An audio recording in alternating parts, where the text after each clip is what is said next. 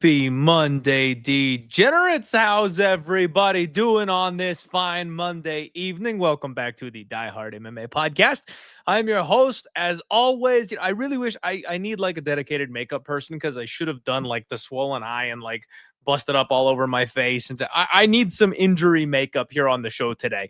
My absolute god-awful dumpster diving trash bin of a 2025 betting year continues. And the worst part about all of this is I had some amazing reads this week. UFC 320 was just, it was a gorgeous, freshly baked pie. Grandma had set it out on the window to cool off, and I could have run by and swiped that thing and taken it home and, just eaten it and shared a little bit with my buddies. But what did I do? I stubbed my toe as I ran by, and instead I went face first right smack into it.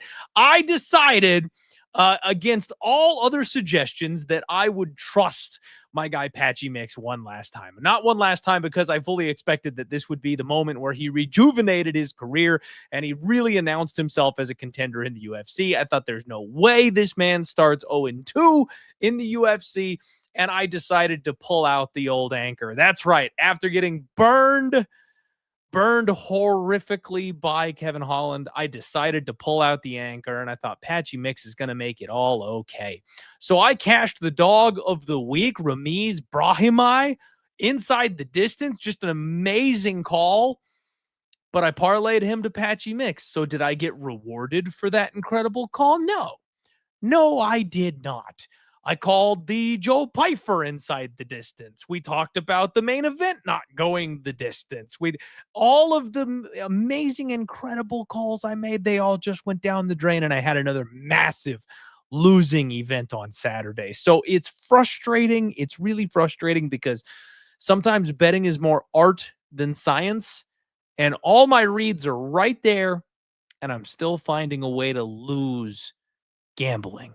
And it's really starting to piss me off. Now, there's a reason that I've got a little bit of humor to my voice today, believe it or not. I actually had a very, very good day in the NFL. This is an MMA betting podcast, so that doesn't help anybody that gambled and lost on fights the way that I did. But I am an Arizona boy, and I watched the Cardinals, and as that ship was sinking, I was able to get 30-1 live on them to lose that game outright. It was the most insane, obnoxious bet I've ever made in my life, but somehow it cashed. And I actually ended up doing well enough on Sunday that, my wallet feels better. My shame is full on display for you guys for the MMA side of things.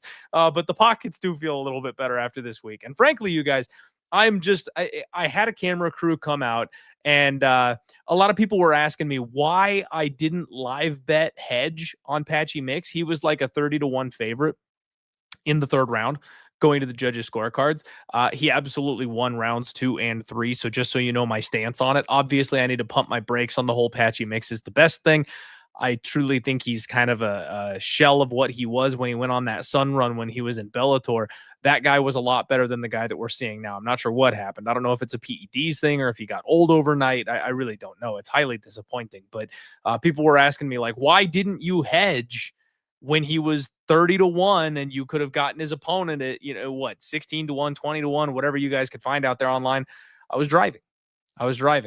Your boy was in Disneyland this past weekend with the family, and I was on my way home from California. No access to my book, no access to my phone. So I got a camera crew together. And for your viewing pleasure and entertainment, I decided to come up with this reenactment because I did not have a live reaction for you. I have a reenactment to my reaction of the Patchy Mix decision. For the winner by split decision, Jakob Vitor.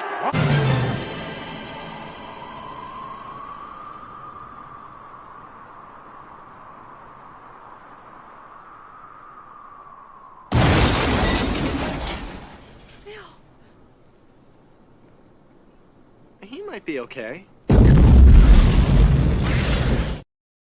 So it's a miracle that I'm here with you guys today. I'm going to go ahead and just let's put that chapter of our lives behind us. We have got UFC Rio to talk about. It's a very fun card, and I've got one of your favorite guests on the pod today to break it down with me and hopefully help us to find a good spot to make it, put a little dent in the damage we did this past weekend. None other than my guy Liam Picks Fights joining the show. Liam, my friend, how you doing? What's up, Clint? Yeah, you and me both looking for a bounce back, brother. Last event, I was on the same wavelength, my man. I felt like my reads were pretty dialed in, nothing to show for it in terms of those official bets. So, man, you know what that means.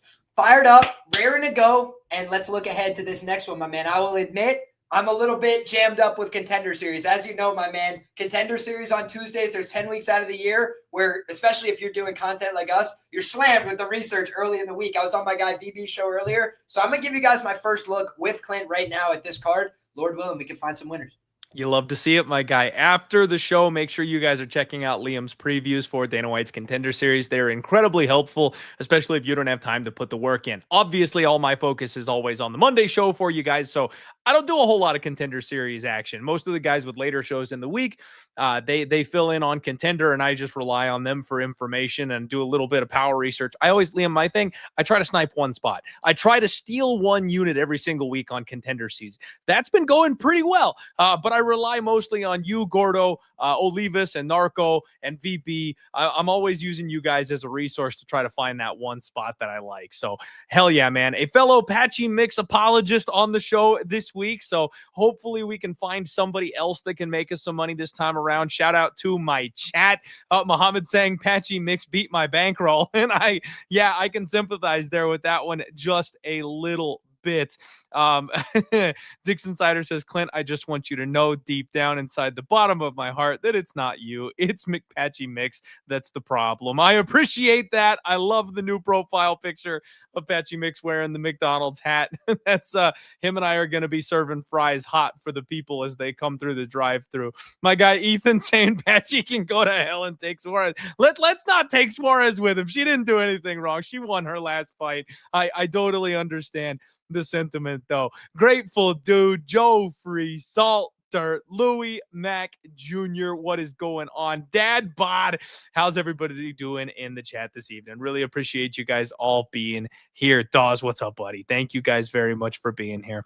All right, guys, we have got some fights to talk about. Let's go ahead and get into UFC Rio. First and foremost, the show is powered and brought to you by CloudBet. Make sure you're using promo code DieHardMMA when you sign up. Hit that link in the description below, up to $2,500 and a roll out welcome bonus when you do. First fight of the evening here for UFC Rio. We have got Saimon Oliveira, and he is taking on Luan Lacerda. A couple of names that I haven't heard in some time here, Liam. Saimon Oliveira, 18-6. This guy is 0-3 so far in the UFC. Off of Dana White's Contender Series, 34 years old, back-to-back fights, lost by KO. Classic Muay Thai striker, stands really tall, likes to walk forward, be on the front foot, lots of pressure.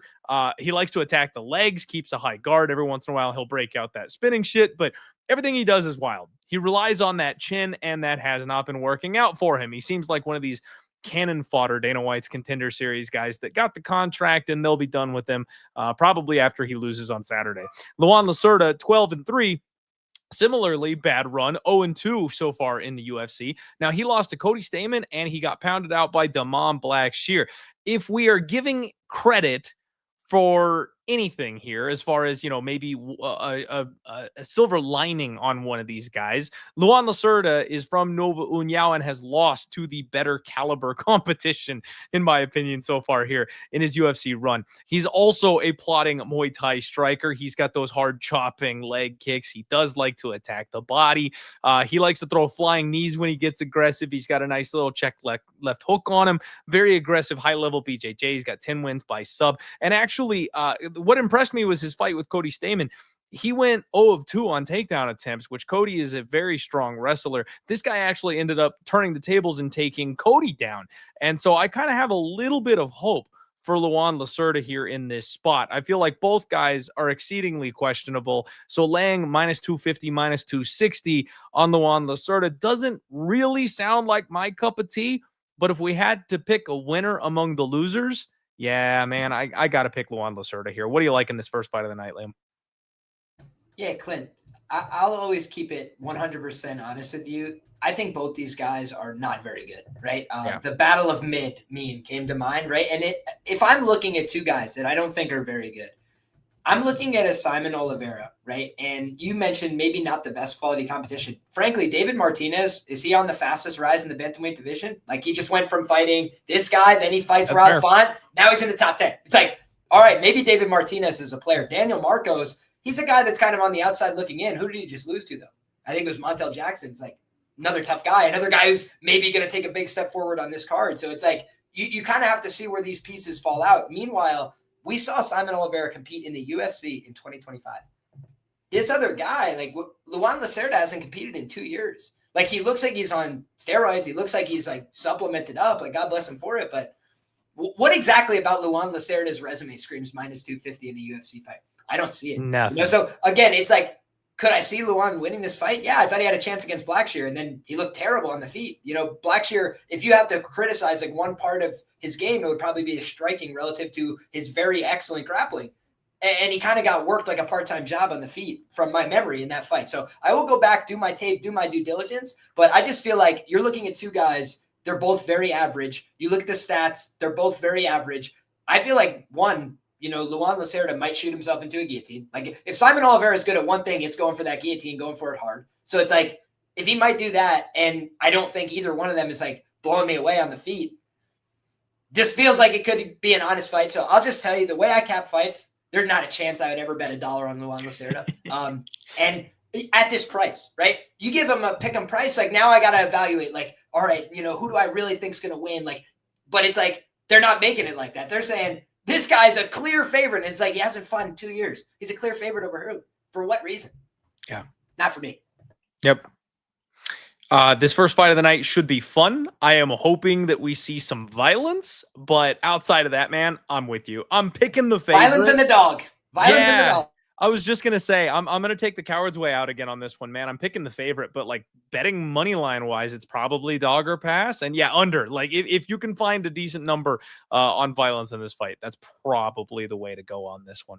All right, guys, let's chug on past that. Let's move right along to some women's MMA. Julia Polastri, the Psycho, takes on Karolina Kowalkiewicz.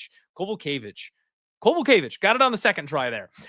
Man, so I have a very, love it. I have a very long and storied history of trying to be on the other side of KK. You know, she made a UFC run, and I felt like she got kind of propped up by some, you know, solid matchmaking, by some softball matchups. And then when the going got tough, she just wasn't able to hang. She didn't like getting hit. She got thrown into the deep end and, you know, getting finished by Panay. She retired. Like, it was a really, really rough time for her. She ends up coming out of retirement, coming back to the fight game, and I've tried to fade her every step of the way.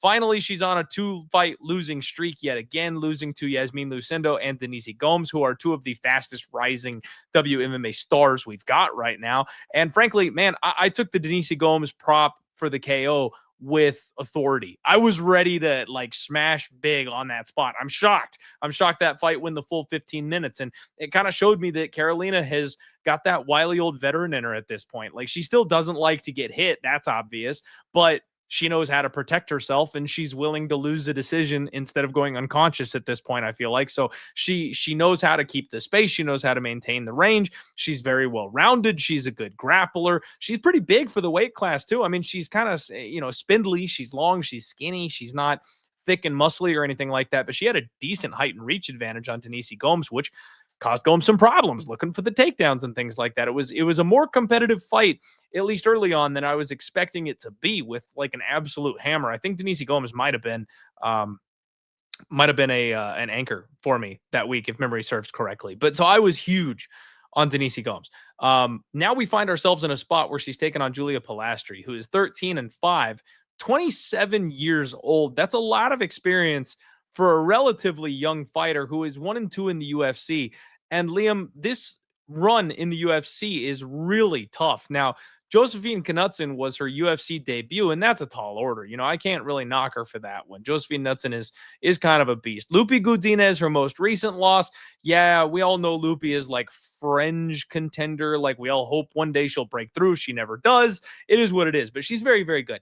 Her only win is a greasy split decision over Corey McKenna. Now that fight, in all reality, probably should not have been a split. Like I feel like whoever judged that fight for Corey McKenna probably was on something, right? They were huffing a little something backstage. But at the end of the day, it was a close enough fight with Corey McKenna that somebody felt justified in scoring against her.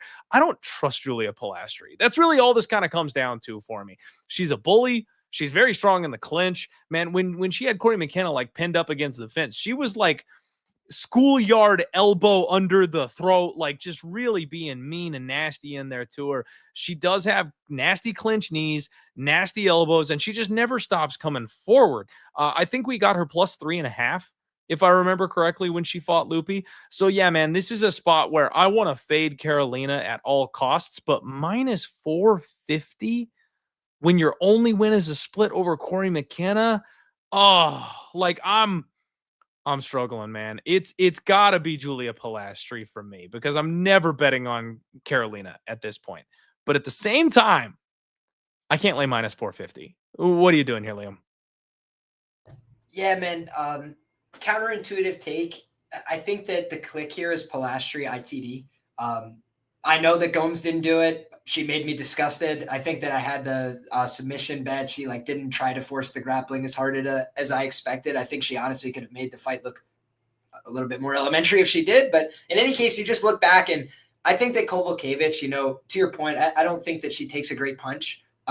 You know, so she kind of has steered away from that later in her career, like making it a little bit more conservative, her approach. But ultimately, like the thing I like about Polastri, the thing I've always liked about Polastri, the results I don't think have borne out how good a fighter she is. If she loses, goes 1-3 and gets cut, it would be really disappointing for me because she's a violent woman. She throws a lot of offense. You look at her stats, they're kind of impressive, like jump off the page impressive. You know, she had a competitive fight with Jasmine Jasudavicius at 125. We've seen what Jasmine has done now at that weight class. And the Corey McKenna fight, like her not finishing that makes me sick, right? Like she should have been able to go out there and finish that. But Amarine finished Corey McKenna on the back of being like a literal jiu-jitsu world champion. Like she just is that good at the jiu-jitsu. Polastri is aggressive. She will try things, including in the grappling phase, but she's just not as technical, as high level. Like Amarine, it's step 1, step 2, step 3, and it's over, right? That's just the way that she operates. So for me, I look at this fight and I say, like, if Polastri is bringing the violence and intensity that I expect from her in Brazil, you know, with her attitude and intensity and the fact that she was finishing girls before she got to the UFC, you know, Alujas on the Contender Series finished her as well. I feel like if she goes out there, pressures hard, and is aggressive from the opening bell, I think she's going to make Carolina say uncle. So for me, give me Polastri inside the distance. I like it, man. I do. I want to see what the number looks like because I was really watching those clinch exchanges, and yeah, I don't know that Carolina's eye swelling is going to be able to be kept under control if she goes in there with the type of force and elbows that she was using in her last couple of fights. That's not Carolina's game. She don't play that. And at 38, 39 years old, you're not going to get more tough. You're not going to get more durable at that point. So yeah, I like it, but I want a better number. You know what I mean? Yeah, that's not it for me. Also, can I just say this, man? Jessica Panay went 3-6 in the UFC. She submitted one person. Y'all can go look up who that was. Yeah, no, that's a valid point. Shout out Jessica Panay. Love her. Love her content with my girl Angie Overkill Hill. Real quick, first off, appreciate you guys in the chat. You know who you are. All love for you guys here. I do have a question though. Probably a troll, probably a hater. I will address it though for you guys. Just because Ermias says, I don't understand why he's talking about betting like he's taking it seriously. He's not betting for real. First and foremost, you guys, there is this massive swath of people online who are trying to tell everybody that I'm not betting for real. And I do just want to let you know that the only people that know anything about my financial situation are myself, my wife, and my tax guy. So if anybody claims to know anything about the money that I am putting on anything, you can tell them to shut the fuck up because they know nothing. They're absolutely not involved in my life. This is not true. I am betting everything. Highly unfortunate for your boy that I'm betting everything. It does really suck. But as you guys know, I've been a very, very strong advocate of never gamble more than you're capable of losing. So please, proper bankroll management. Make sure you're gambling, especially if you're like myself and you're doing it for fun. Make sure you're keeping it within reason. I have never tried to sell you guys picks. That's a reason why the show is free. I am your friendly neighborhood degenerate. I have never claimed to be somebody that you can tail blindly and make money from. The point of the show is information and entertainment. If you're here, make sure you're having fun. Make sure you're gambling safely and responsibly. That's what the Die Hard MMA podcast has all been about. Next fight up, we've got Valter Walker, and he's taking on Muhammad Usman. And Liam, this fight comes down to one thing and one thing only for me. And is Valter getting another heel hook on Saturday? Man, it's definitely possible. I wouldn't envision that as the way that this one goes down, but I do think he's capable of going out there and getting another win. Listen, we talk about it all the time. UFC jitters, they're a real thing. I actually picked Lukasz Brzeski as an underdog against Valter Walker because I was like, what if he just goes out there, D's up some takedowns? This guy goes out there, shoots a bunch of takedowns. He's 265 pounds. Like, you guys have ever seen a heavyweight wrestling match? They don't look pretty after 5 minutes, right? It's like, that's normally what you're expecting. And I just felt like he went out there, spent a ton of energy. And, Lukasz Brzeski, if there's one thing he can do, it's stand back up to his feet. And if you don't knock him out, he'll keep trying things offensively. Does it look good? No. Is it very powerful? No. But he will attempt it. Because, throwing things at your face. Valter Walker was, just getting touched on the face. I remember it distinctly because that night I posted the stats. I had just won my bet. And Johnny Walker quote tweeted it. And he's like, look at the stats. The numbers don't lie. Meanwhile, I'm talking about winning my bet on Brzeski. All good. We're all still friends. Anyway, I said a long time ago, the Walker clan over the Tafa clan. Realest shit I ever wrote, Clint. When you look back, look at Johnny. He up. Ming Yang Zhang, no problem. Goes out there, gets the dub. The whole Walker clan is up right now. Is this going to be a harder fight than some of these other guys? Maybe, because Usman has his own wrestling game. I just don't rate Usman very much on the feet. He's very meat and potatoes, kind of sticks to the basics with his jab. That's his path to victory in this one, I think. I don't think he's going to clip Valter, honestly. I think Valter's a pretty durable guy. So I think it would have to be sprawl and brawl, ugly jab-based decision. That's the way I see Usman winning this. I just don't see him winning it very often. I think Valter probably more likely to get to the takedowns here. And I think that if he's able to get to the takedowns, I would not be surprised if instead of the heel hook, sitting back, maybe he does it again, right? But I also wouldn't be surprised if he just passes to Mount, starts beating him up, gets a head and arm choke or something, stuff that he used to go for even before the UFC. And I will also note this, guys, when I criticized him a little bit coming into that UFC fight, I was like, he's not always getting these guys out of there. Sometimes he kind of lets guys hang around with him on the ground. And that's the kind of thing where you do that long enough, somebody starts to get back up, you get tired. Now it's a hard fight. It's now he's going out there and trying to insta-kill guys. Literally sat back to a leg lock in the first 90 seconds. That takes confidence. I feel like this guy knows his ground game's dialed in right now. Wrestling's dialed in right now. And Usman's just a guy in the division. So if he wants to move up, this is a guy he's got to beat, right? It's one he has to have. But big fight for both guys. So excited to watch it go down. I think Valter gets another one, but maybe not another falling back heel hook. Kennedy made it look a little too easy. Dude, that one was the biggest shock to me of all time ever. I was like, Kennedy is not going to be the one who falls victim to the stupid heel hook. And JB putting the quote down there in the chat. Valter is you can't stop the heel hook, bro. He's got setups and variations, and he's got other angles. This guy knows how to attack one thing, and if you stop the first one, you better be ready to stop the second one. And so far, no one's been able to stop the first one. So, man, I mean, I know Usman is only in the UFC because of his brother. I feel like he's getting to the point where it's this guy knows where the bodies are at type of thing with his matchmaking. Palgua Tafa, Collier, Parkin, Hamdi, he's got the softest matchmaking of all time. This guy made it to the UFC and they're we'll just give you a career and pay you $50K a fight for as long as you feel because he's brothers with Kamaru Usman. He's got a jab. He's big. He's thick. He's strong. He can wrestle a little bit. But at the end of the day, that Hamdi fight, man, it came down to who wanted it more. And I was shocked that Muhammad was the one that gutted that out. He looked like he wanted to quit halfway through the first round. Hamdi was tagging him up. He was trying to get his jab going and just couldn't. And then somehow the guy that popped for every PED under the sun, Hamdi, is the one that ended up fading down the stretch. And Usman in round 3 said, I want this fight, and Hamdi didn't. That's never something that was on my bingo card. I lost money that night because I was like, there's no way Hamdi loses to Mo Usman. The UFC is giving Valter, in my opinion, a step down in competition. Coming from Kennedy to Muhammad, it might be a step up in physicality, but it's a step down as far as skill and technique goes. So yeah, man, if this fight hits the ground, whether it's a club or whether it's a scramble, doesn't really matter to me.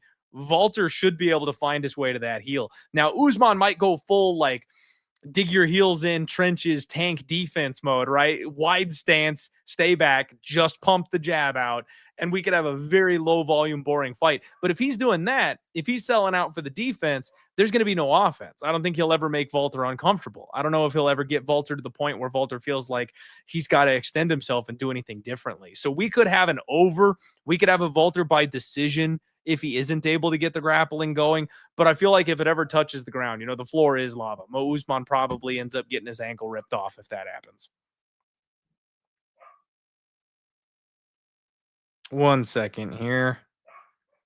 My dog is like freaking out, and I think my wife is home, but I got to make sure. I'm not sure if she came back yet. And if the dog has to go to the bathroom, I might have to run because I don't really need to clean that up after the podcast. Next fight up, guys. Lucas Rocha takes on Stuart Nickel. A couple of guys that I was not ready to talk to you about this week, you guys. This is the one that took a little bit of digging. This is the one that I had to look into a bit because these names were a little bit unrecognizable to me coming into this one.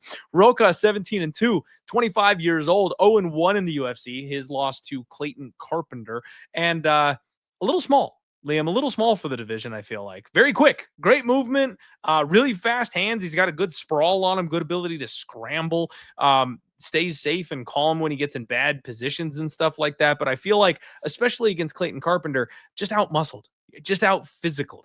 And that's something where you got to worry if that's something that'll kind of hang over his head a little bit. Or, you know, if he's going to kind of make it work for him, like my girl Veronica Hardy this past week, right? Little undersized, but it don't matter. She hit the gym. She's all right. The skill makes up the difference, right? Stuart Nickel, 8-1, 30 years old. He is a victim of Jesus Aguilar. UFC 305. This man makes his debut. And I got to tell you, Liam, Nickel looked good. Looked really good. He got a good takedown defense game going. He hit a really slick Kimura sweep, and he rolled Aguilar over. He got on top. He took the back. I mean, this guy can scramble. This kid's got a ground game on him. I was so impressed by the way he hit the sweep mid-roll, finds his way to the back, and sinks the hooks in. One of my biggest pet peeve in all of MMA, as a former grappler, is people who refuse to sink the hooks in. He didn't fall off. He secured the position. He started going to work, man. Big ground and pound from top, trying to open something up. I mean, it looked like it was over. It looked like it was over early in round 1. They end up in another scramble. Jesus gets up to his feet, and you guessed it, this kid leaves his neck out there for just a split second. Aguilar sells out, jumps Gilly, and it's over. He got caught in the most powerful, potent guillotine in the UFC today. And Aguilar squeezes by another one with a fight he probably shouldn't have gotten the win on. I swear I'm going to get Jesus one of these days. Oh, so this fight is kind of tough because both guys limited tape, limited experience, limited showing at the UFC level. But frankly, after seeing what I saw there, man, I think this line is backwards. Rocha looks to be the slight favorite here, -120, -125. Stuart Nickel, even money, +105. That's the ballpark that you're getting here. I really liked what I saw from Stuart Nickel. The problem is I don't really have enough to go off of to say that, you know, I can extend that over a 15-minute fight. He's the older fighter. He's also got less experience as an MMA fighter. Those are two things that heavily favor Lucas Rocha coming into this fight. The kid is hungry. He's got that dog in him. It's tough to want to bet against that guy. So just because of limited exposure here, I don't know that I'm ready to pull a trigger on this one, but I lean towards the dog, man. I lean towards Stuart Nickel ever so slightly coming into this fight. What do you think? Yeah, I think that this is a tough one. I did pick Stuart Nickel in his debut. I did think he was looking great there, and it all fell apart for him, right?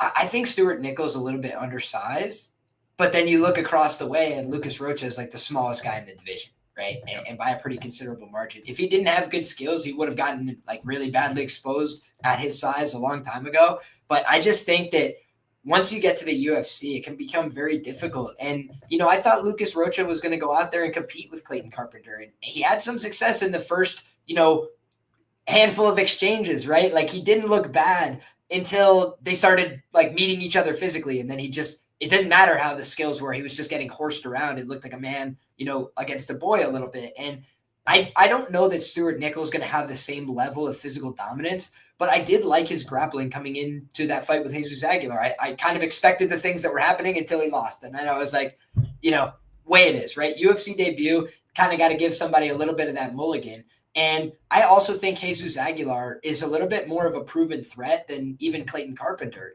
Like both guys are good, but just like Clayton Carpenter 7-0, kind of still getting his feet wet.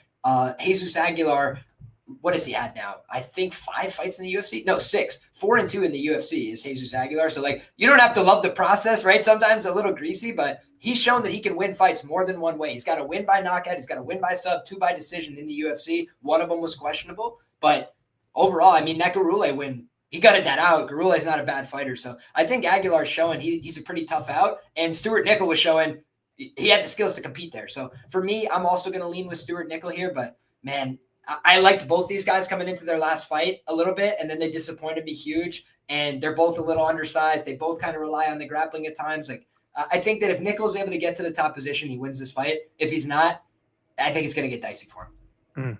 Okay, fair enough.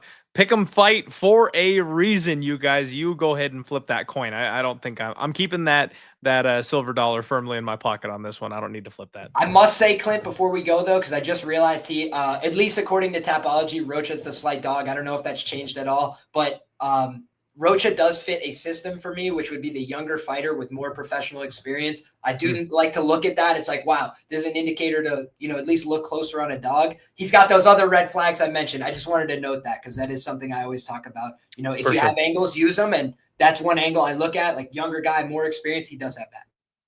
I like it. He is the slight favorite at this point. So I don't know if maybe that opened up with him as the dog and money came in that way. That would make sense. Yep, that sounds about right. I'm just looking at the Tapology. It had minus 120 nickel, minus 105 Rocha, but money coming in that way, then I'm happy to pass. Absolutely. All right, guys. Next up, you've got Russian Ronda Irina Alekseeva taking on Beatriz Mesquita. Man, Russian Ronda, just one of the worst fighting nicknames ever and one of the most disappointing fighters ever so far in her UFC run here, man. 5-3.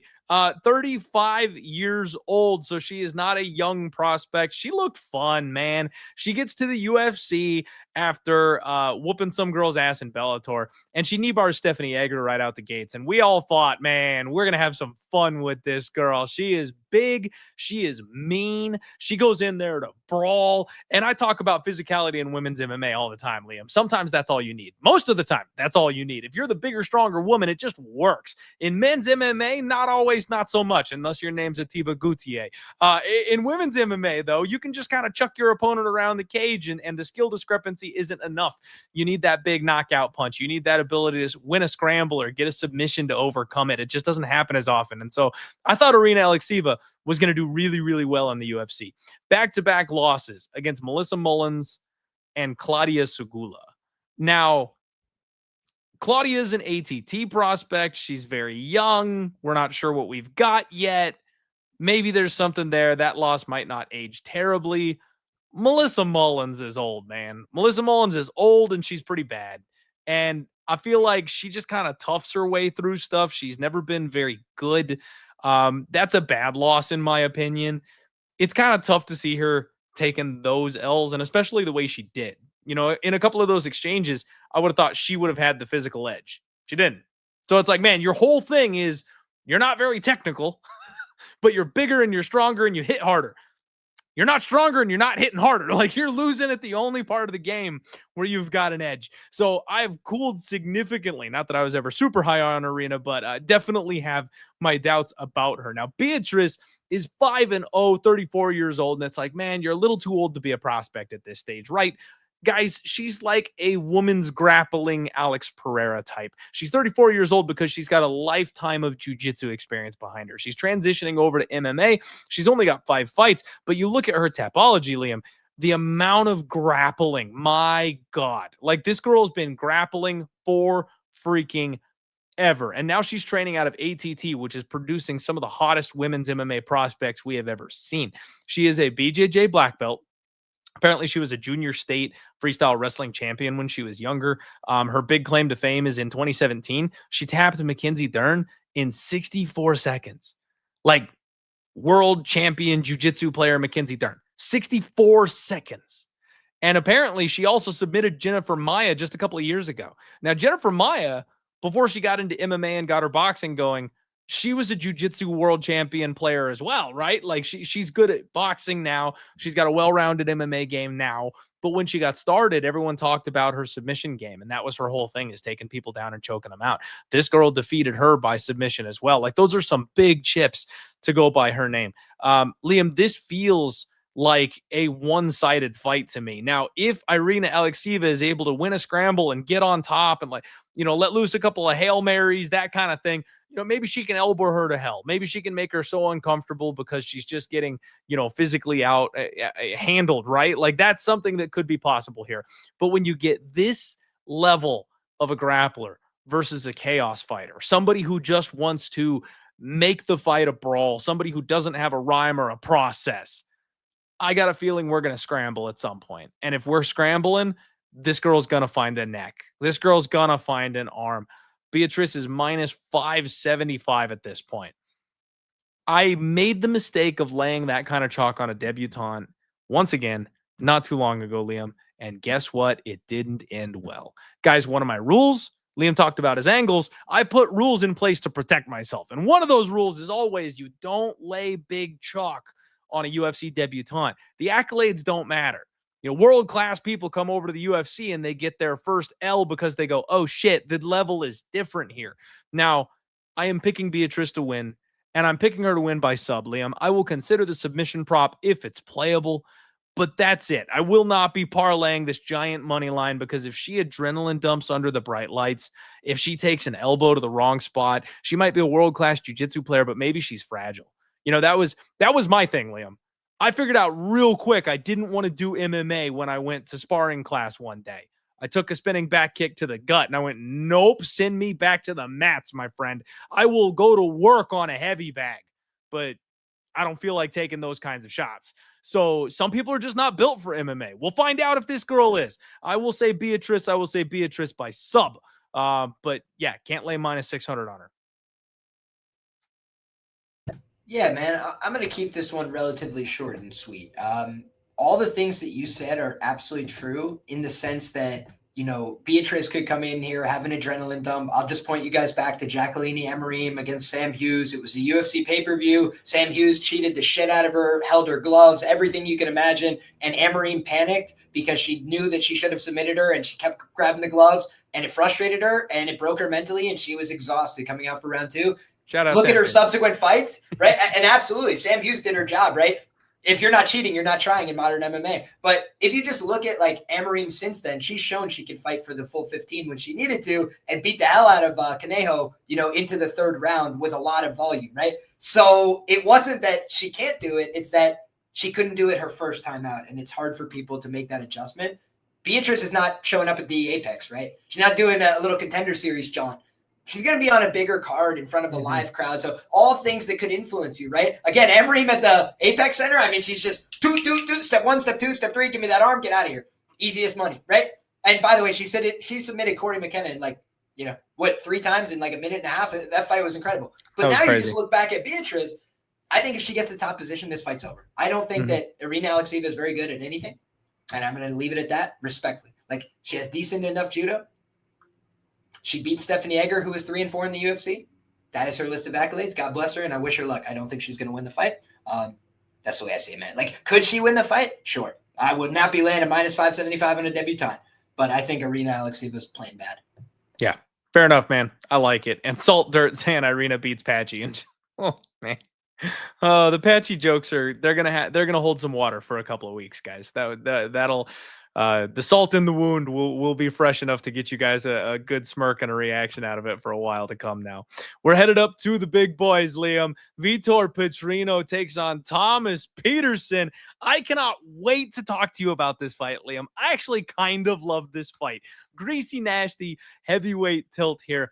Thomas Peterson is a guy that I want to start on that side because I don't know what this guy is. I'm so confused by Thomas Peterson. Like, he's 10-3. He's got a winning record. He's 30 years old. He's a Minnesota boy, and he's alternating wins and losses off Dana White's Contender Series. Loses to Jamal Pogues. Bad look, in my opinion. Got flatlined by Shamil Gaziev. Okay, it's Shamil. You got tanked by Shamil. No biggie, right? He beats Muhammad Usman. Part of the reason why I thought Hamdi would be able to. He beats Dante Mays. Neither of those wins are really anything to write home about. This guy doesn't have striking, Liam. Like, he's improving. You can see fight over fight. The striking is improving. I saw him move his head once. Like, he like slipped one jab against Dante Mays. So, like, he is making improvements. He's trying. But he walks forward with his hands down here. He's like trying to hug you. He wants to just like walk forward and grab onto your body or like get down on a leg. This guy wants to grapple. That's all he's got. He wants to put you up against the fence. He wants to blow you over. He will like running back tackle you and just drive his legs through you and do whatever it takes to get you to the mat. And his cardio checks out. His toughness checks out. Like, this guy will take a punch to get to the clinch. We've seen it time and time and time again, but that's where you get the Shamil situation where sometimes you're not going to be able to take a punch or two to get to that clinch. That can be a problem. But if you let the fight get extended, he will cardio death you. Now, someone like Jamal Pogues, heavy on the feet, sit back, pump the jab, and you'll probably pick this guy apart all night. That's where it's weird here with Vitor Petrino, because Vitor, I got to tell you, I don't think we've seen anybody get fraud checked as hard as we did Vitor Petrino. This guy comes in looking like the greatest athlete of all time ever. This boy eats his acai for sure, right? He's got muscles on muscles. Wins his first 2-3 UFC fights, and everyone's starting to think we got something on our hands here. He gets Anthony Smith tapped out in round 1. He gets Dustin Jacoby beaten up over the course of 15 minutes and put down hard in round 3. I mean, like, back-to-back guys that you're supposed to be beating if you're anything. And he got finished by both of them. So knocked out once, submitted once, and he goes, you know what? I think I'm done with this 205 thing. He goes up to heavyweight. He pulls a Deiveson Figueiredo, and holy crap, Liam, this guy looks like he ate a refrigerator. Moving up to heavyweight, he is twice as wide. I have no idea how, but somehow, like, you stuck the basketball pump in him and like he blew up like a balloon. He's massive. He looks like William Knight now.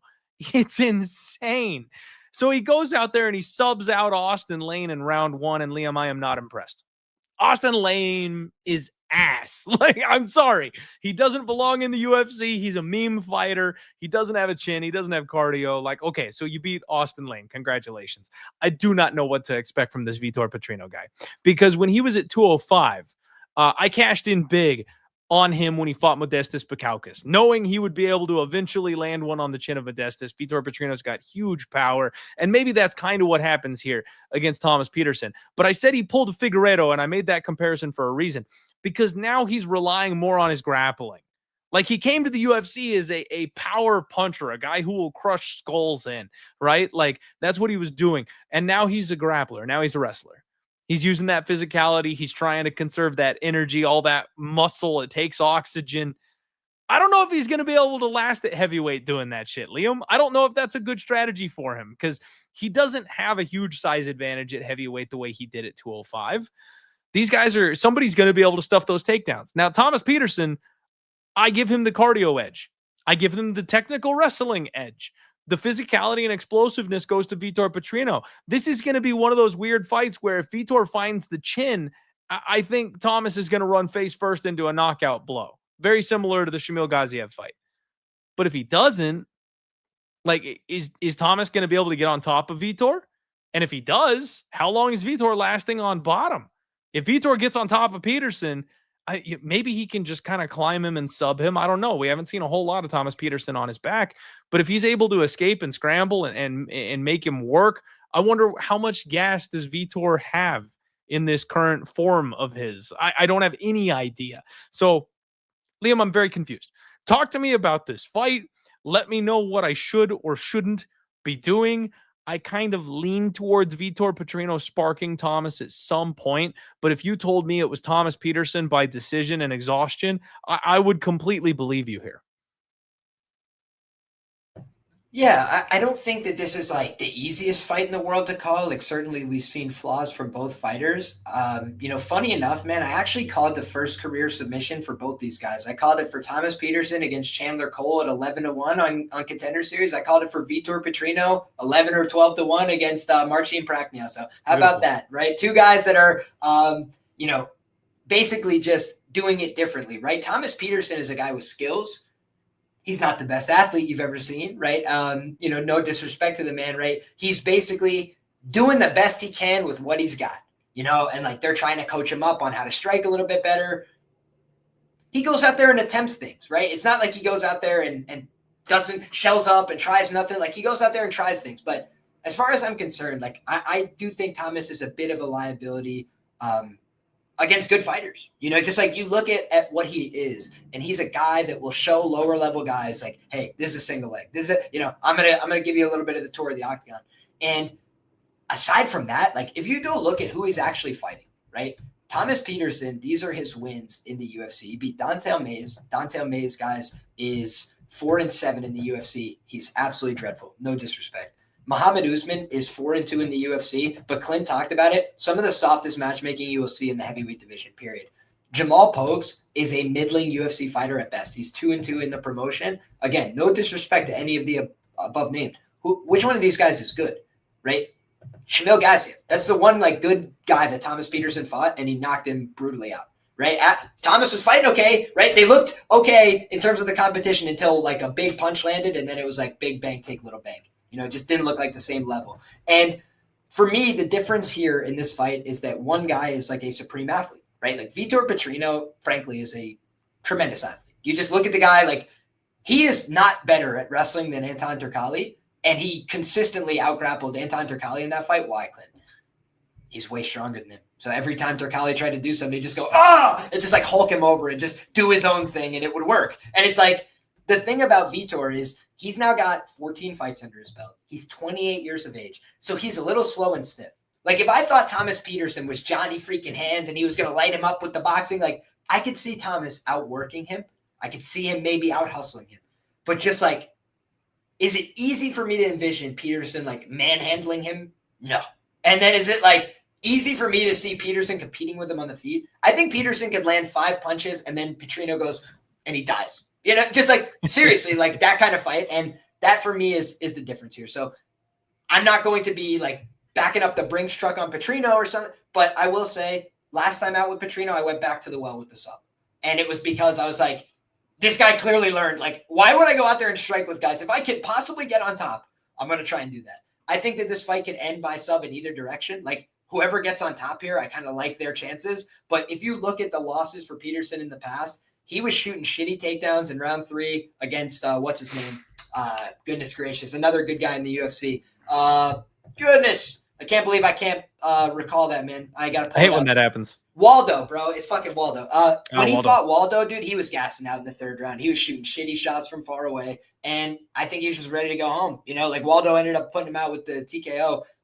Would it really surprise me if Petrino just is still there on top of him and Peterson's I tried all my things. I'm now running out of energy, and he just subs him? Wouldn't really surprise me. So I don't think Peterson's a quitter. I don't think he's I think he tries hard. He's a good, hard-working American. Easy to root for.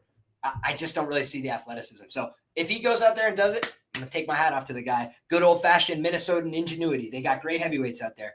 But for me, man, Petrino is just a better athlete. And honestly, I think he's fought better guys too. So I think Petrino wins this one, but still some unknowns for him at heavyweight. Makes sense. Petrino is closing in on being a 3-1 favorite at this point. So you're going to have to pay a hefty price tag if you do like that angle. And I will say he has become a submission threat lately. So look at the inside the distance prop, maybe rather than picking a side here on this one. I would lean towards the KO myself just because of kind of what we've seen from Thomas Peterson in the past, walking face first into those shots. That's not a thing you can do with a guy that hits the way that Petrino does. But the club and sub is definitely going to be live. And if Petrino wants it, man, that was my big thing, Liam. When you cashed your submission ticket on Vitor Petrino, I lost a KO ticket that night because I know just how bad his opponent was and how easily he gives up the KO. The fact that Vitor said, no, my friend, I would like my first sub, please, and won via sub because of a decision like that. That was an intentional decision of his to win by submission that night. He could have had the KO at any point in time that he wanted it. So I called him and asked him. I was like, please, I need you to ship this. Put me in on the group text next time. All right, guys. Next up, you've got Jafel Filho taking on Clayton Carpenter, somebody who we talked a little bit about last time, or just a couple fights ago. Clayton Carpenter, Arizona boy. I've told the story multiple times about how I actually saw this kid, the little freaking monster that he was at Power MMA and Fitness years and years and years ago. Just an absolute beast. Doesn't surprise me one bit that he's in the UFC these days. And actually got to meet him at the most recent rough local MMA fight here that I was helping cover with Spectation Sports. So that was kind of cool to actually like meet him and shake his hand. He is tiny, I will tell you. But this kid is mean. This kid is nasty. And now he's training out at the MMA lab, which is just perfect for his skill set. He keeps a high pace. He can grapple. He wants to get on top of you. He wants to do damage. If he gets reversed and he ends up on his back, he's aggressive from there as well. And he's actually got real jiu-jitsu skills. So it's not like, wrestler who's a fish off of his back and can't do anything. Like, no, this kid can throw arm bars. This kid can work from his bottom position. He knows exactly what he's doing from down there. So I really like Clayton Carpenter. The thing is, I'm not sure what the UFC thinks of him at this point. You look at the run that he's been on so far in the UFC, and Liam, they're not doing him any favors. Like, this kid looks like somebody who you could build up and could potentially be a stud coming off Dana White's Contender Series. He's 8 years old. He's just turning 29 now, and he's fighting out of a very notable, very successful gym. His first 2 wins in the UFC, both by finish, and then they throw him to Tagir.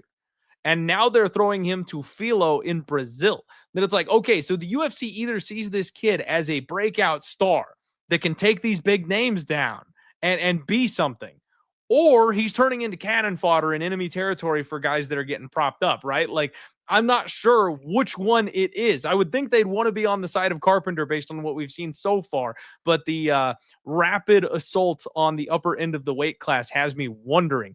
Now, the pastor, Jafel Filho here, 16-4. He's 32 years old. He's out of Nova União, so this will be in his backyard. He was on a 2-fight win streak, both by way of submission. Very impressive, until losing a decision to Alan Nascimento, where, frankly, he gave Alan Nascimento all he could handle.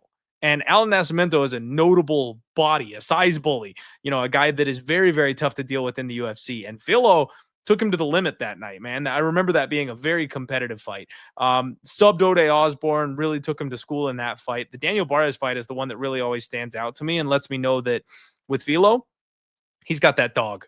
He is the guy who, when he doesn't have an answer, he's got a plan B, right? Like, he got clipped, he got hurt, and the jiu-jitsu wasn't working. So he said, okay, let's do this. Bit down on the mouthpiece and started throwing like chucking bungalows. I love that. I love that he went to that. I love that he was willing to shift gears. I love that he was willing to sell out. He seems like a guy, Liam, that you've got to be willing to go in there and die if you want to fight Jafel Filho. Because he will push you to the brink. He will push you to the limit, and you've got to be able to answer that bell. He's going into hell. It's whether or not you'll go with him. I kind of think Clayton Carpenter's the right kind of crazy. I think he'll go into hell with this guy and go after it and try to get that win. This is a pick'em, though, Liam. Plus 100 on Filho, minus 120 on Clayton Carpenter. Both these guys have finishing upside. Both these guys can grapple. Both these guys have ground and pound. Both these guys have subs. This is a crazy fight, man. If there was ever a fight on the card that you could just sit back and watch with your hands in your pockets and you don't need to gamble on it, It's probably this one. I expect a high pace in this fight, man. And unfortunately, I'm kind of leaning towards Filho. Like, I want to bet my Arizona boy. I want to go to war with Clayton Carpenter here. But at the end of the day, I kind of feel like Filho can outdog him and will just be more dangerous in the striking. I know Clayton's got a lot of really great skills, but I think the finishing upside is more dangerous on the Filho side. So I got to lean with the slight dog in this spot. You know, man, I'm always a huge fan of Jafel El Pastor Filho. He's been my boy. Freaking love the guy. Basically, he made me a convert to his fandom after Contender Series. Like, Roybert Echeverria, especially at the time, had some hype. People were really high on him. I thought Roybert could go out there and maybe mix it up with him, get violent. He had some sub attempts. They mixed it up on the feet, but Jafel Filho put him down bad on the feet. And basically since then, Jafel Filho has refused to strike with anybody. He's just like, nah, I'm going to go out there and make it a grappling fight, win, lose, draw, indifferent. You know, that's been his, kind of MO in the UFC. You talked about the one where he gets back up, from the ground, gets back to his feet, beats Daniel Alvarez. That was an impressive win, man. Did it fast. But we also saw the vulnerabilities, right? Like, he can get clipped, right? He can get hurt. Also, I think Jafel Filho is a sensational grappler. His technique is beautiful. But I also have to acknowledge, like, Alan Nascimento is a big guy and he is a strong guy. But there were some mistakes by Filho in that fight. And yes, I don't know what to account for some of those mistakes. A guy of that caliber, a guy that I really like, you've seen him in the past make all the right decisions. I think fatigue is a large part of why he makes mistakes in the grappling. Because when he's fresh, he's electric, man. Like, really, really good. And Clayton's got to be very careful. He gave up like 6.5 minutes of control against Tagir. Tagir's not going to, make you pay every time necessarily in the same way Jafel Filho will try to make you pay for those positions. Look at Ode Osborne and his career resurgence, almost beats Ursek, goes out there, knocks out Garula, kind of got his feet back under him in the UFC. And he got absolutely barnstormed by Jafel Filho. It was not competitive. So I just think when you look at Filho at his best, he's a killer. He's just not always at his best. And for me, like, he's kind of got some pursuits outside the UFC, things that make it hard for me to trust him. I'm going to lean with you. I'm going to pick Jafel Filho here, but super hesitantly. I thought you could make an argument Clayton Carpenter defeated Tagir Ulanbekov. That would have been a huge win, a huge claim to fame for him. I believe I bet him that night. I think he was a significant underdog. I was sick to my stomach. I didn't cash. But you just look back and Clayton showed in that fight he could compete. And I think that he's got pretty good cardio. For me, that's the one selling point for him coming into this matchup. You give me jiu-jitsu for jiu-jitsu, I'm going to side with Jafel Filho. You give me, cardio for cardio, who might dog it out late, I think it's anybody's ball game. So closely lined fight feels about right to me. Let's go El Pastor. Okay. Yeah, you and I are kind of seeing that one the same. I think some of the, if memory serves, now I got to go back and rewatch the Alan Nascimento fight. That's one I didn't get a chance to go back and rewatch, you guys. I know what you're talking about. In that third round, it seemed like the fight was up for grabs and Filho looked like he had an opportunity to maybe win that one. But I feel like I remember him nearly sweeping Alan Nascimento like twice. And that's where in my brain, I'm thinking about size and physicality. Nascimento's a known bully. Yeah, a big time weight cutter. He's massive. Clayton Carpenter is not. Clayton is a good cardio guy, and he is very small. He's average size for this weight class, right? So for me, I'm looking at Filho and I'm going, if you could almost hit that sweep on BJJ black belt, world-class grappler, and size bully Alan Nascimento, I kind of feel like you hit that sweep on a guy like Clayton Carpenter. And that's the thing that kind of has me leaning more towards Filho, because if we do end up in a grappling transition, if Clayton does hit a late takedown, I'm not so sure he'll keep that top position. He might go for a ride with this guy. So it's going to be a game of inches, man. So I lean ever so slightly with the Brazilian in Brazil. It's also worth noting, Alan Nascimento, already a big guy, missed weight for that fight as well. Mm-hmm. So a little bit of credit to Jafel Filho stepping up and taking the fight. Didn't go his way, and it was predominantly in the grappling phase where size matters a lot. So I thought it was worth noting. Absolutely. Very much worth noting. And I bet on Nascimento when he missed weight, because I was like, we know Filo's got some cardio issues. We know he's already huge. There's no way Filho gets out from under this guy. And my butt was puckered, Liam. Like, Filho took him to the edge that night, even with all the advantages. So yeah, yeah, I've got a healthy respect for Filho coming into this one. All right, guys, do me a favor, please hit that like button, get subscribed if you have not to the channel. We are definitely headed the right direction. Somehow, believe it or not, we are still growing here on YouTube. Make sure you are following my guy Liam Picks Fights, one of the nicest guys in the game, one of the best gamblers in the games, one of the sharpest, most analytical minds with massive amounts, piles and piles and piles of documentation that you guys won't get anywhere else. So make sure you're supporting my guy as well. Real quickly, we got to shout out Cloud Bet, you guys. Please link in the description below. Promo code DieHardMMA. They have got up to $2,500 as the welcome rollout bonus for you using my code when you sign up. They gave away seats to PFL Abu Dhabi just recently, so they've got all kinds of fun promos and stuff like that. I'm hoping we've got some more things coming around. One of the big things that is an advantage using cloudbet.com is they have what's known as the Fight Center. Now, they've sponsored the PFL directly, so if you're gambling on fights on the PFL, you can actually watch the PFL on Cloudbet. That's something that they're not going to announce to the world as often as you'd like them to, but people couldn't figure out how or where to watch the most recent PFL fight. People who signed up on Cloudbet didn't have an issue because every single Cloudbet, every single PFL fight is going to be directly embedded on Cloudbet. So you can live bet. You'll have a feed that's going to be, you know, in football, how the numbers move and sometimes you're a split second behind and you're wondering how you didn't see that coming, but the bookies knew about it. That direct feed is what you're going to have access to over on PFL on Cloudbet. So if you guys want that extra edge, get signed up. Again, link in the description below. Promo code is DieHardMMA. Next up, Spectation Sports, you guys. We have got awesome regional scene content coming to you every single week. You guys love Dana White's Contender Series, and a lot of the fighters from Contender Series are coming from shows like these, and they are all piling in under one banner on Spectation Sports. We are growing. They are getting more and more and more regional scenes. So if you want constant MMA action, Thursdays, Fridays, Saturdays, this is where you guys need to be. Promo code DieHard. No MMA on this one, just Die Hard. That'll get you a 20% off when you sign up to become part of Spectation Sports. Make sure you guys check that one out. All right, we are back and we are talking UFC Rio. The next fight up is Lucas Almeida, and he takes on Michael Aswell. It's another weird one, Liam. It's another weird one.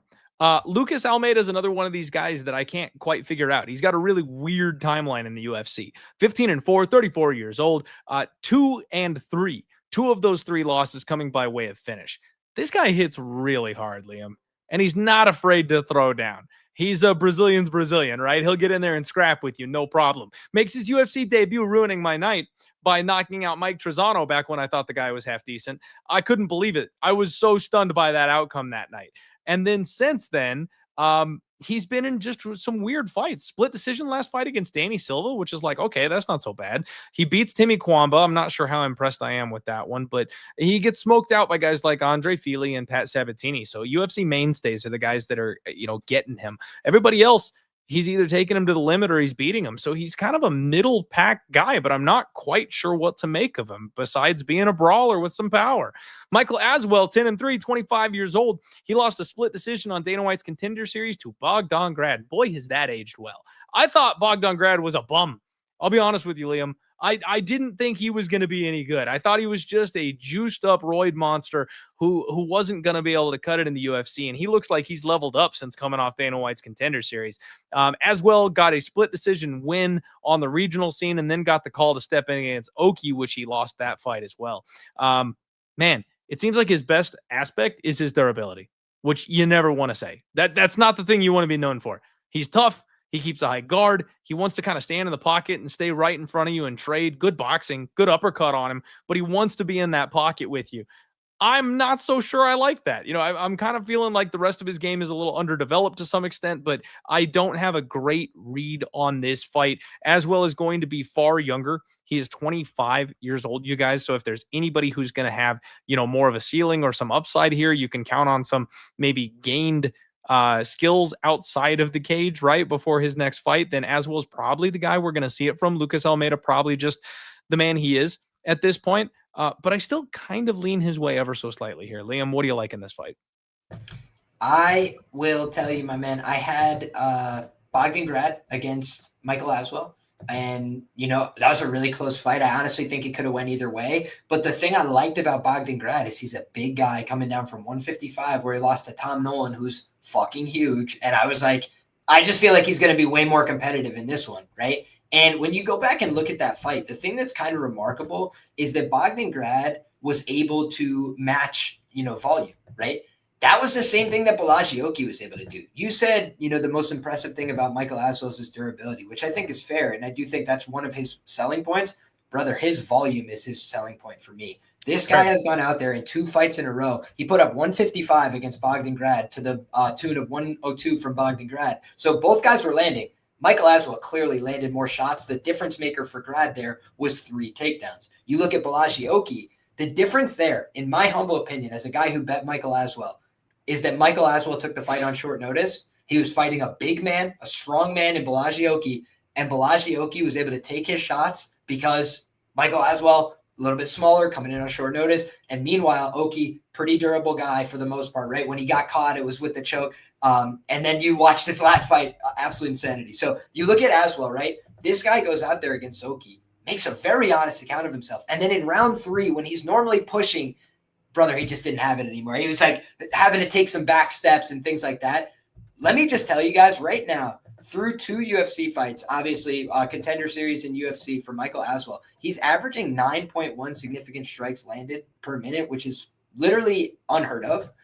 Like one of the highest I've ever heard in the UFC. And then you see 44% accuracy compared to 39% for Almeida, 54% striking defense compared to 44% for Almeida. Almeida takes risks. He throws and goes crazy. A lot of what you see from Aswell is simple basics, right? He's not deviating a lot from the ta-ta, like boxing on a straight line with you. Mm-hmm. But I think he's going to get to those shots on Almeida. So for me, like, could Almeida maybe clip him with a hook? Sure. Could Almeida come out there shooting takedowns, try and mix it up? I maybe it wouldn't be a bad idea. But Bogdan is a physical hoss who's low to the ground and like very explosive. So I think he kind of took Aswell by surprise. Like, he's normally known for being a banger, and he went out there, was mixing in the takedowns and everything, made Aswell have to work back up to his feet. But you look at like the way that fight played out, it was a handful of big spinning shots and crazy stuff from Bogdan that kept him alive in that fight optically. And with Almeida, I've seen him get absolutely dominated on the ground. And I've also seen him go out there, get outworked on a decision. I've seen, it's like, you could just see there's a bunch of different ways he could lose this fight, I feel. And so I'm not laying the minus 160 with Aswell. It was a lot different, plus 4XX, like get me involved, right? Now you have to lay the chalk to find out, and he's got to fly over to Brazil. Like, there's some things working against him, but if you just ask me, who do I think has a brighter future in the UFC? I think it's the Texas kid, Michael Aswell. I don't think we've seen his best yet. So give me Michael Aswell in this one. Dang, Liam, you might have just talked me into flipping sides on this one here. That's a very, very good and valid point, and especially with what we've seen from Almeida, I think, you know, volume from Aswell in his correct weight class definitely could be something that swings this kind of a fight. And if Almeida is not landing that kill shot, he's going to be vulnerable to losing minutes, right? Minutes versus moments. So Aswell, definitely, you're making some extremely valid points. I'm going to have to reassess that one here a little bit. Not that I was, you know, sold dug heels in or anything like that. It was kind of a lean, but I think you're shifting me the other way. All right, guys, let's keep it rolling here. Next fight up, Ricardo Ramos takes on Kaan Ofli. Ricardo Ramos, I always call this guy Discount Charles Oliveira. Fun to have them both on the same card here together. I think he is just, man, he's Charles Oliveira before Charles Oliveira figured it out, right? He can do everything. He can scramble. He's a BJJ black belt. He's young. He's experienced. He's just now coming into his prime. It's crazy. He's just now 30 years old. But he's 1-3 in his last 4. His only win coming by way of split decision over Josh Kulibau. He got subbed by Jordan and Rocha back-to-back. And Liam, frankly, it seems like a mental thing. It seems like he's one of these guys that is great in the gym. He checks every box on the skill chart, and then you put him in the cage, and he just can't quite put it all together. You know, there's always something that's wrong. And the way he shoots these takedowns, if you don't have a slick guillotine on you, he's going to get it. And then when he gets the grappling going, he's a monster grappling. But if you leave your neck hanging out there, these guys are going to take it. Julian Erosa and Charles Jourdain hit him back-to-back guillotines. People cashing those exact finish props, 2 fights in a row on this guy was pretty hilarious to watch because they both got nasty guillotines on them. He gets beaten up by Chepe in his last fight. It's tough, man, but the UFC is giving him what appears to be a bit of a softball here with Genghis Khan Ofli, which, by the way, is just an amazing fight name. 32 years old. And he is 0-2 so far in the UFC. He got absolutely handled by Marion Santos. That fight was tough to watch, Liam. Like, the way this guy wants to fight is moving forward. He's a little bit like Thomas Peterson, right? He wants to back you up. He wants to get you on the back foot. He wants to press you up against the cage, wants to do some damage, drag you to the floor, that kind of stuff. Couldn't do a damn thing against Marion Santos. Couldn't find the range, couldn't get the respect. He doesn't have big power in his hands or anything like that. He mostly wants to grind. He wants to grapple. And then the UFC gave him Muhammad Naimov. Yeah, that's not going to go well. That's just not going to go well. He's got some submissions on his record as well, but as you can see, it's a lot of rear naked chokes. So he might be able to pull that old quitting Ricardo Ramos out here and find his way to a sub. But I feel like this is make or break time, man. I really feel like if Ricardo Ramos is taking this seriously, if he wants to have any kind of a future in the UFC, this is a guy he should be beating. But it's also a guy who has some of the skills that will cause Ricardo Ramos problems. And if you can grapple, if you've got a squeeze on you, and if you've got the toughness to just not, fade away and go away in the midst of a fight, sometimes that's all you need to beat a guy like Ricardo Ramos. I really feel like it's a mental barrier for Ramos, but this is shit or get off the pot time, right? Like 1-3 in your last 4 fights at 30 years old in your prime in the UFC after all this experience you've got, you had better win this fight. I'm not laying minus 185 on you for sure. Maybe we take a look at the sub prop with Kaan Ofli. This is a fight where it's either fade Ricardo Ramos, take one last shot at it, because frankly, Liam, he probably gets his walking papers if he loses this one. I don't know that I'm an Ofli fan. I don't know that I'm looking to get on Ofli in the UFC after what I've seen, but it's dog or pass, if anything, from a betting perspective here for me. What about you? Yeah, I don't think Kaan Ofli is very good. I don't either. I thought he looked okay on The Ultimate Fighter, and then I just was really disappointed by what I saw from him in his first 2 UFC fights. And you could talk about the level of competition. Let's just talk about what he accomplished. He has never landed more than 31 significant strikes in a UFC fight. He's had 2 opportunities. He went out there against Naimov, landed 31 significant strikes. He landed 57 total strikes over the course of 15 minutes, and he got taken down twice. And that's not good. Like, that's just, you're not doing enough to even give yourself a chance to win. He has not accomplished a takedown at the UFC level. He got beat up by Myron Santos. He didn't show very much in that fight. I'm not seeing it. Right? Like, I need to see something from you to believe it at this level. Like, his best win is Roddy Rowitz by sub or something. It's like, okay. Like, and then meanwhile, you look at the other side and, like, you can make a lot of criticisms of Ricardo Ramos, but is he proven at the UFC level? He's got 8 wins in the promotion. So I think the answer there is yes. He has a win over Josh Kulabau, way more proven than Kaan Ofli. Danny Chavez, that guy's not very good. Bill Algeo, way more proven than Kaan Ofli.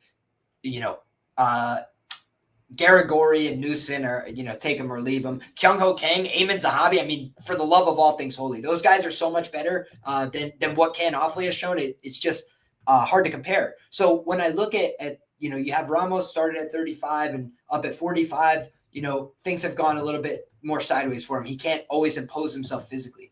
But I just pose back, like, what would happen if Charles Jourdain was put in there with Kaan Ofli? Like, is Kaan Ofli going to do something to him?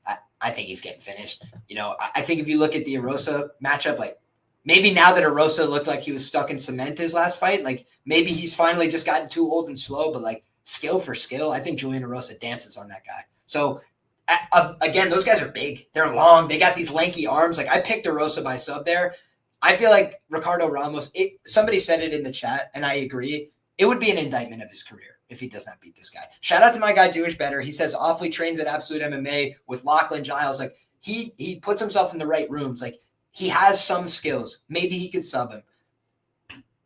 I just don't see it with this guy. Like, he's got to prove it to me in the UFC against a good guy, and I haven't seen that yet. Meanwhile, Ricardo Ramos, he's a perennial bench hitter, but he's also the kind of guy, like, he's done it 8 times, and this guy never done it once.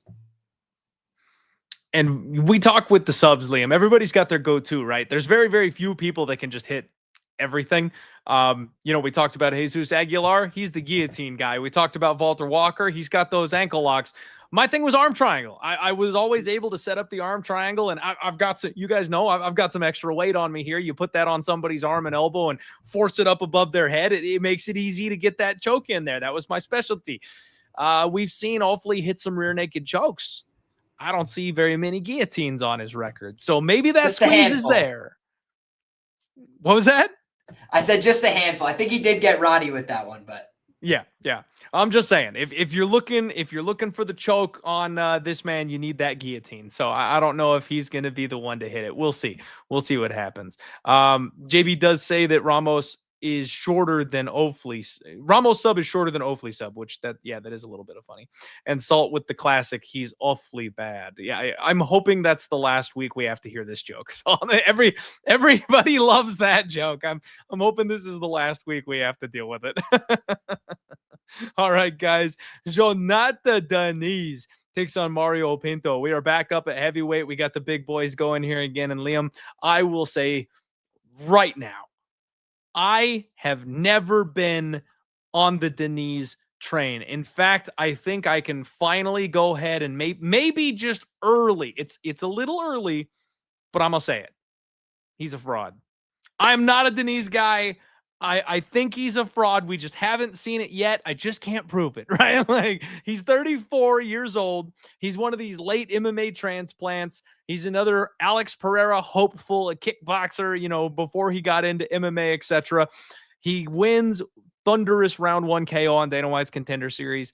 He KOs Austin Lane, which is the softball in the heavyweight division, gets the win over Carl Williams, which frankly is actually a little bit impressive because Carl at that point was a grappling monster. And, we all didn't know how he was going to do it. The takedowns, rumors are swirling. He took a $20 bill under the table to not shoot takedowns that night, but that's neither here nor there.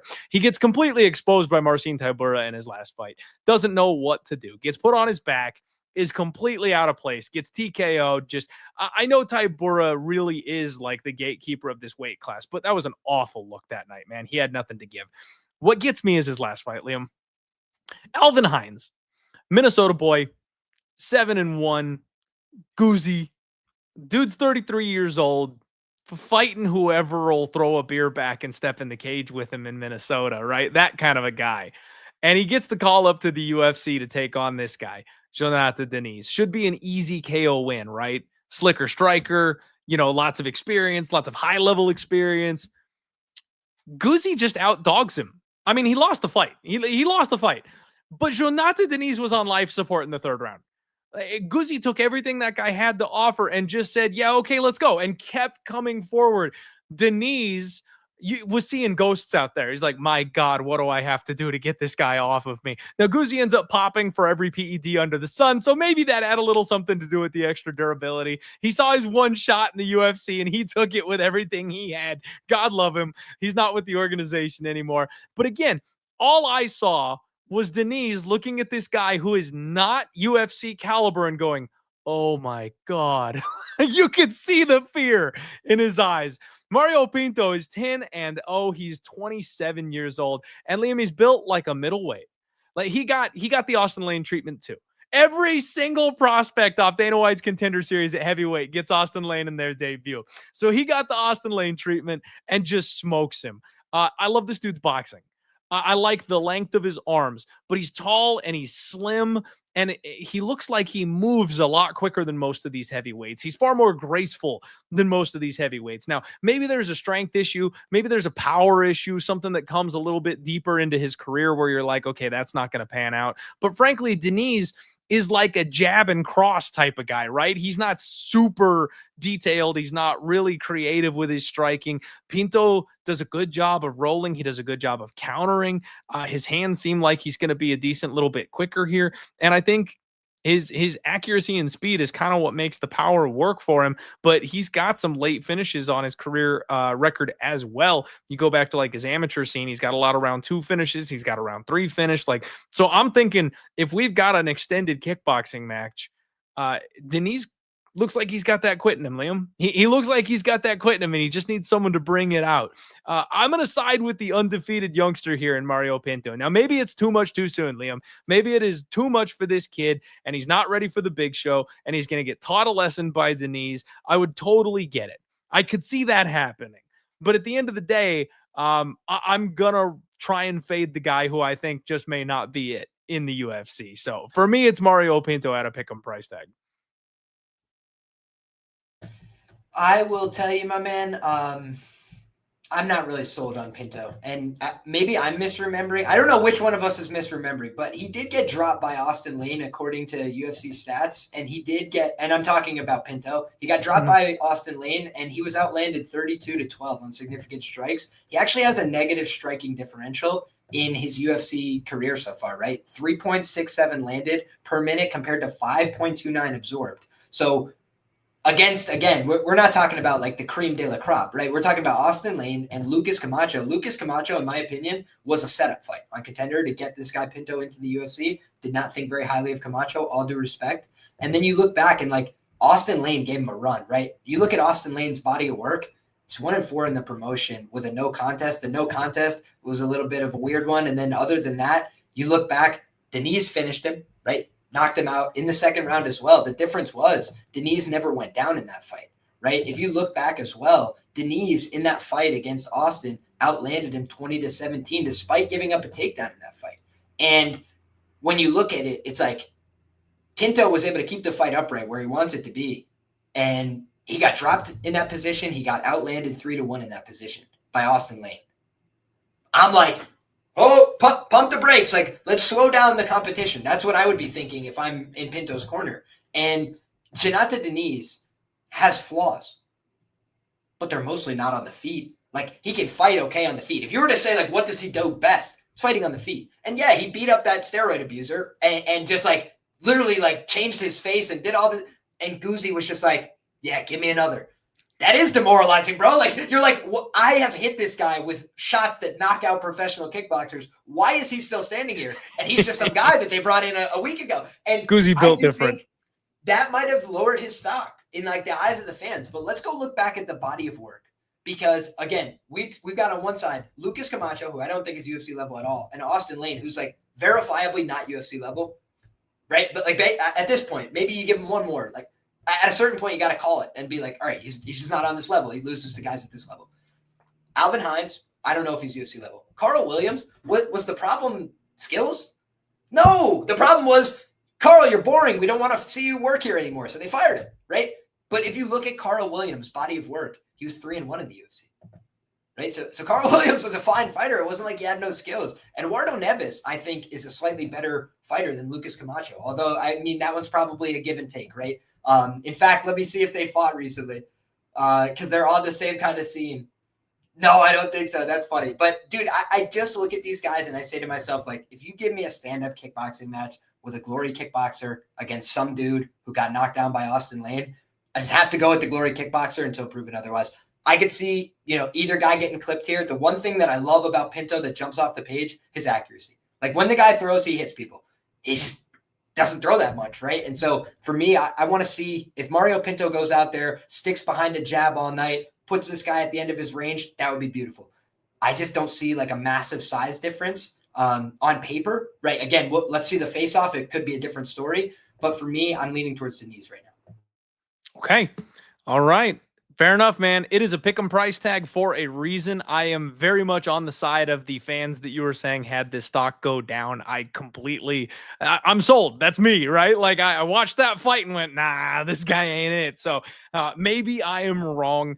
You guys, last week I was extremely confident in my reads and my plays, and I locked my action in early last week. I was good to go. Obviously, Patchy Mix ruined my night, but I was right about a lot of other stuff. Liam, I don't have a single bet this week. So far, I'm sitting back because I'm like, like this card is tough, man. We got a couple of big favorites. Not sure I trust them, So it's going to be an interesting card this week. And most of these pick'em type price tags, you guys, I'm trying to remove the coin flips from my betting game. I'm not betting these pick'em price tag fights unless I see a pure angle that I really love, that I'm really sold on. I don't trust my angle that maybe the world-class kickboxer is actually bad at MMA, right? Like that's a theory. I'm not betting this fight. So I'm probably going to let it go by, hoping that I'm right, hoping I look like a genius, but no money involved, at least not at this point. Next up, you guys, we have got Vicente Luque, the silent assassin, welcoming Joel Alvarez up a weight class. Liam, it finally happened. It finally happened. The biggest weight bully in the division is finally moving on. I cannot believe it. Joel Alvarez hung around at 155 way too long, my guy. 32 years old, and he's coming off a 3-fight win streak. Subbed Mark Diakiese back in 2023, which is crazy. That's still relevant on this win streak here. Back-to-back KOs over Elvis Brenner and Drakkar Klose. You know, it seemed like Alvarez was just like a sub-only guy. Maybe if he got on top of you, ground and pound elbows, you know, that kind of thing, he'd get the KO. Now he's flatlining people with head kicks and shit. Like, right, he's just a force. It doesn't matter what he's doing. Everything is designed to take you out. Big time power, nasty knees and elbows, physical, tough to take down, and then a very strong submission grappler once it hits the mat. He's got all kinds of chokes, darces, triangles, guillotines, long, lanky limbs. He knows how to use them. I love Vicente Luque. A lot of people were convinced he was going to be a champion at 155 pounds. So now let's see how well he can do up at 170. Vicente Luque, just an absolute legend. 23, 11, and 1, 33 years old. One of these guys who probably shortlist for best fighters to never win a title, one of those types of guys, right? He's just in a fight with absolutely everybody. You have to respect him. He can finish people. He can dog it out. He can do it all, but he never got to the belt, right? He always fell a little bit short. And now it seems like those wars have finally caught up with him. The durability seems to have finally become a problem. He got KO'd back in the day by Jeff Neal. We had the whole brain bleed situation. Joaquin Buckley recently got him out of there. And then he got darsed by Kevin Holland, which, a signature move, hit him with the old Uno reverse. Vicente Luque, very well known for his darce chokes being exactly the thing that he's good at doing. So tough times, man. I coined the phrase of never bet Vicente or never fade Vicente Luque, right? I used to lose so much money on him trying to get on the other side of him when he went on that run. Randy Bound, Tyrone Woodley, Michael Chiesa. Like, I was trying to fade this guy and I just kept on donating. It never worked out for me. So now that he's finally on the losing skid, that always kind of hovers over me that I'm like, am I getting out ahead of myself trying to fade this guy? I think Vicente Luque is broken, Liam. I don't know what Joel Alvarez is going to look like up at 170 pounds here, but I would be willing to bet that he's got enough to be able to take out a busted Vicente Luque. It's Joel Alvarez for me. I'm going to make it two of us, my man. I've basically been extremely high on Joel Alvarez throughout his UFC career, except when he was fighting, what's his name? Sarukian. And the reason I did not like the Sarukian matchup for him was because I felt like he was going to get badly out-wrestled.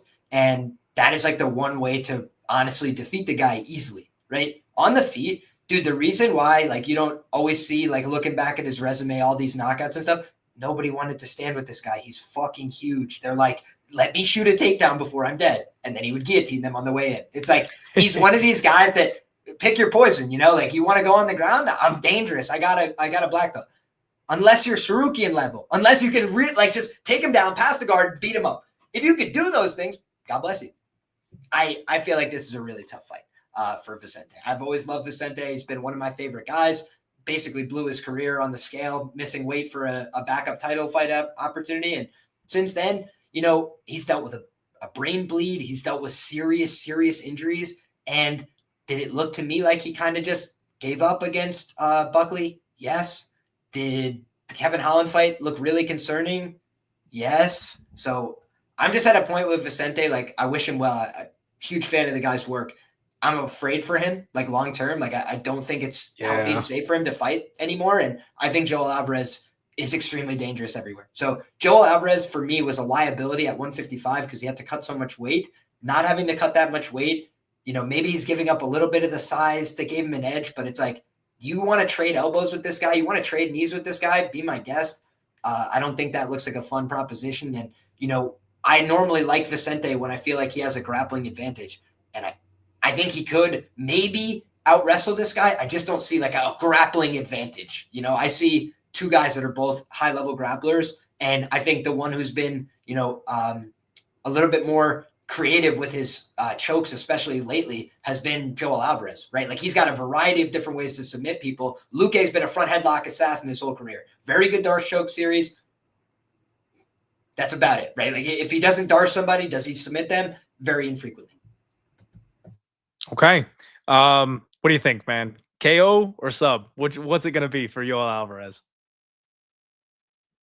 Unfortunately, I lean towards the knockout. Although we've seen against Ricard close, he can do a 2-for-1 special. So that's the way I lean too. I think it's going to be Hellbows, man. I think he's going to smell blood in this fight, and I think he's going to go for the KO as well. Inside the distance, guys, probably the way that I'm looking here on this one. I like Joel Alvarez. I think he announces himself up at this weight class, and I just think it's unfortunately time to take this guy out back, and you know, old Yeller style. It's not going to go well for Vicente Luque, unfortunately. Alvarez is a -500 favorite, so do with that what you will. All right, guys, we're getting to the good stuff here. Deiveson Figueiredo takes on Montel Quick Jackson in the co-main event of the evening. Montel Jackson's first co-main event. I believe this man is making his way up the ladder in the UFC. And frankly, it's been really exciting, Liam. It's been really fun to watch Montel Jackson's rise here. He's massive. 15-2, 33 years old. He's on a massive win streak right now. I remember back in the day, one of my worst bets of all time was when I took JP Buys against this guy. I still get mocked relentlessly online for that being, just one of the worst bets I've ever made in my entire life, which is incredible because the way JP Buys has been flatlined by other people and somehow went a full 15 minutes with Montel Jackson. One of those things in MMA where you just could not plan that outcome. You couldn't pick that to be the case, right? Like Jackson by decision that night was the most uncanny cash anybody ever could have possibly had. I don't think anybody had that ticket, but he showed off his KO power very recently. The Damon Blackshear knockout, 18 seconds, one straight down the pipe. I mean, I know Blackshear's not the most durable guy of all time ever, but you don't put a body down that hard without having power, timing, and skill. And then outworking Daniel Marcos for 15 minutes.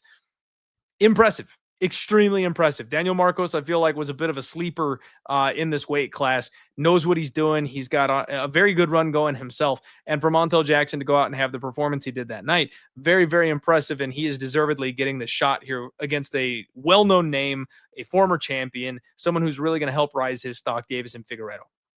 Figueiredo, 24-5-1, 37 years old. And frankly, Liam, he just doesn't look like himself anymore. His 3-3 in his last 6 since he moved up a weight class. I mentioned this before when I kind of alluded to it. He's using his grappling excessively now. The old God of War is gone. Like, he needs to remove that nickname. He doesn't have it anymore. He is not the God of War these days. Now, he still bites down and throws every once in a while, right? Like, he's still got heat in those hands. If he wants to take a big swing, he can, but he's not landing with the authority that he used to. At 135 pounds, his power is not what it was at 125 pounds. He went with Petr Yan. He ends up getting finished by Corey Sandhagen. Now, it was an injury situation, so not, really the best situation, but you can see physically he's also kind of falling apart. Like, Father Time is catching up. He's not doing as well as he used to. So it's tough scenes for us Deiveson Figueiredo fans. You've always got to respect the grappling. You've always got to respect the guillotine. You've always got to respect the power, because quite obviously he still has that going for him. But at the end of the day, I think Deiveson Figueiredo's time in the UFC, being an elite fighter, being a champion, it's kind of come to an end. And I think that's what the UFC's kind of got going on here, is they've got a guy who is on a massive win streak. He's in his prime. He's never looked better. He needs a notable win. He needs a big name on his resume, right? Daniel Marcos, that's not enough. Damon Blackshear, that's not enough. Ronnie Yaya, definitely not enough. Like, he's got to have somebody that can get people excited about him. I always say, Liam, that in every single card where it's like UFC Mexico, UFC Paris, there's one asshole. There's one asshole. The UFC invites one guy along to get executed in front of his hometown crowd. And unfortunately this week, I think that's Deiveson Figueiredo. So I like Montel Quick Jackson. Yeah, I'm going to have to agree with you here, Clint. I just sent to you, if you want to share on the screen, totally up to you. But when this guy was fighting Corey Sandhagen, I posted Corey Sandhagen being via flying knee KO confirmed. And it's a video of Deiveson like being thrown these discs, like his coach is throwing these discs at him, and he's just getting hit with every third disc. And I was like, brother, in his prime, I just don't feel like that was happening, right? And when you look at Figgy, you know, he has, for me, slowed down considerably. That's part of the reason why he's going to the grappling more. I love the first one in the video, just drills him right in the nose. Like the very first shot. At least 5 of the last 7. At least 5 of the last 7. Just ding, ding, like bouncing off the face, the nose, the eyes, the ears, every which way but loose. And I think that he's a sensational grappler at his best. Like his guillotine is disgusting. Like he does some things really well. I just don't think Montel Jackson's easy to get. You know, like you look back, I think the way Figgy wins this fight is a back take to a submission. You know, like maybe back take to 2 rounds of control and win like that. I just don't see him winning on the feet. You know, I think Montel Jackson hits hard. I think he's capable of outworking him. The other thing I will note, Clint, you mentioned he got his knee kind of like torn up in that last fight. You know, he like couldn't continue because his knee was so injured. That was 5 months ago.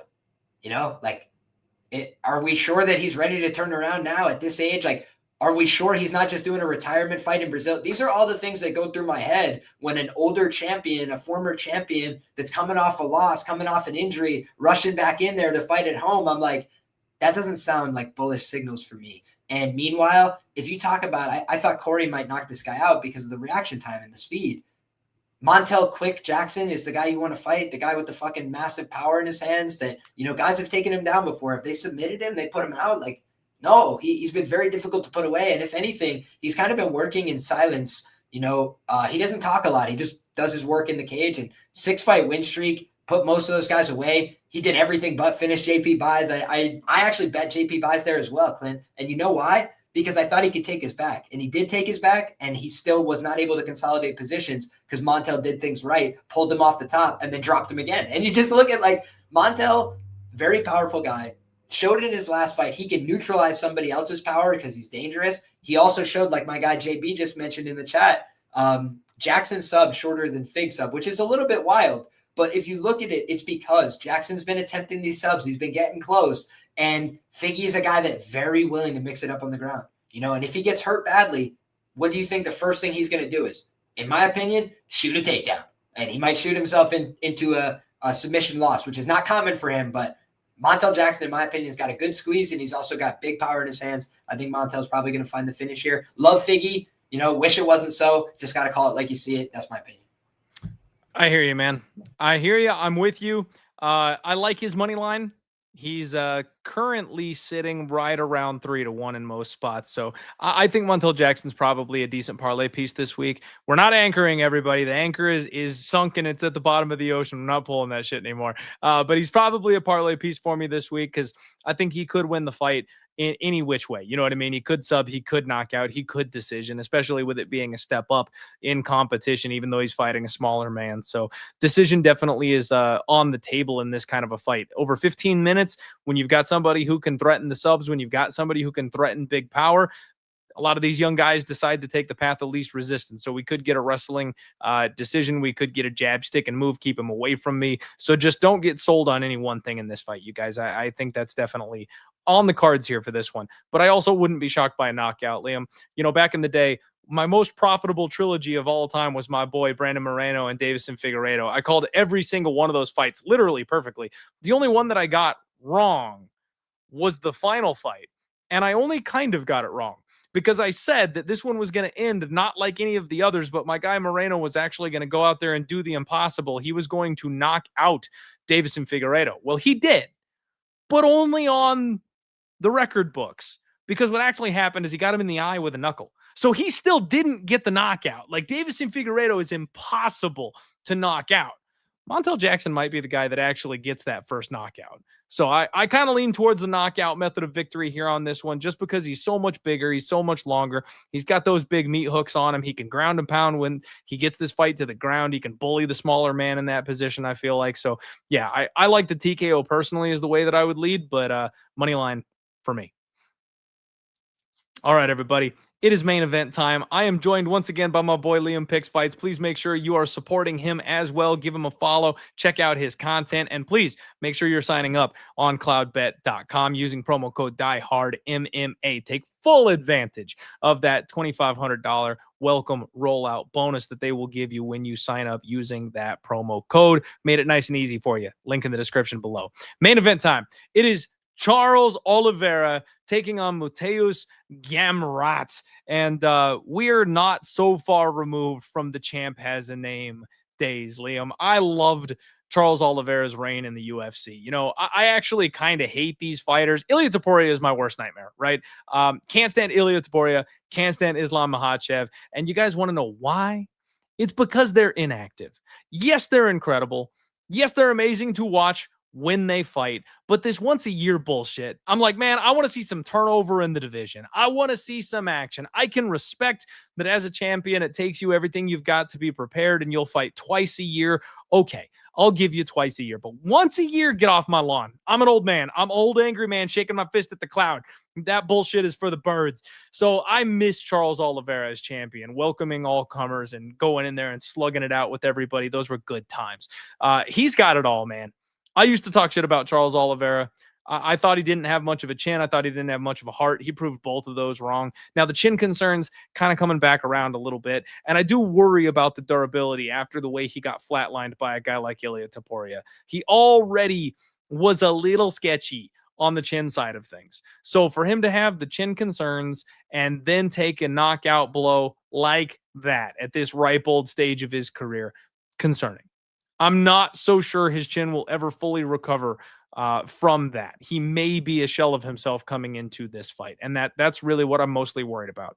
Gamrot is 34 years old, and he's the new version of John Fitch. I'm dating myself with that one. If you guys all remember John Fitch, the greatest wrestler the UFC had ever seen. Complete decision machine. Couldn't submit anybody. Couldn't hurt a fly, right? He had no power whatsoever. The UFC wanted nothing to do with that guy being up at the top end of the division. They put him in every bad position possible, and he just kept beating people. He was undeniable. He was that generation's Bilal Muhammad, right? Like, they didn't want him getting his crack at the belt because he just would beat everybody. Didn't matter. Gamrot's kind of the same way. And I feel like the UFC has done their best to wait him out. Can you believe they actually made this guy the backup fighter for a title? And then they made him, not fight for a number one contender spot? Like, that's how much they hate Mateusz Gamrot. Is they're like, you can be the backup for the title, but you will not challenge for that number one contender spot. So they do not want this guy winning. Now, he's getting a short notice fill-in opportunity here against Charles Oliveira halfway around the world in enemy territory. And his gas tank and cardio and wrestling has always been the calling card of Gamrot. The amount of different takedowns that he can hit, I mean, it's something new every single time we see him, Liam. I'm not much of a wrestler, but it's frankly incredible the variation of stuff that he can hit and the stuff that he comes up with to get you to the ground. It is all costs. Sell out to get this fight on the mat. But I watched back the Dan Hooker fight, and I feel like Father Time is finally starting to catch up with Mateusz Gamrot. He doesn't particularly like being hit. He is a wrestler. And in the third round, he's another one of these guys that is similar to what we were talking before with Guzzi. His eyes were this wide, Liam. He was like, oh my God. Dan Hooker hit one or two sprawls in the third round, and you could see the fear.